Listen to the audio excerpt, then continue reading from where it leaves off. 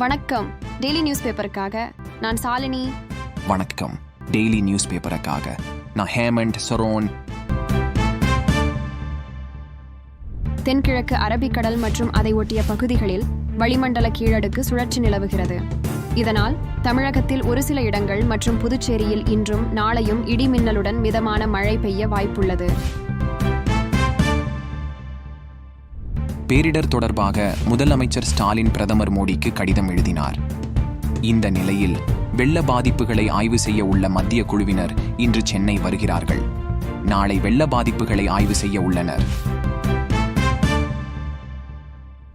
கேரளாவில் Pooja bumper lottery குலுக்கல் நேற்று முன்தினம் நடைபெற்றது.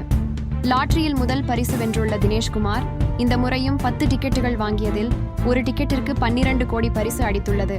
பால் பண்ணையில் ஊழியராக பணி செய்து வருகிறேன் என்றார். திருவண்ணாமலை அண்ணாமலையார் கோயில் கார்த்திகை தீபத் திருவிழா குறித்த கட்டுப்பாடுகள் இன்று மாலை அறிவிக்கப்படும் என்று அமைச்சர் சேகர்பாபு தெரிவித்துள்ளார்.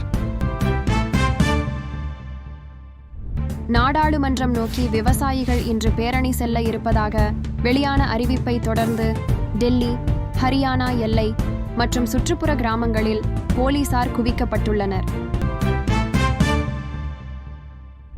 விஜய் பங்கேற்கும் அம்பேத்கர் நூல் வெளியீட்டு விழாவை தவிர்த்தது குறித்து எத்தனை அடக்குமுறைகளையும் அச்சுறுத்தல்களையும் நாம் எதிர்கொண்டிருப்போம்.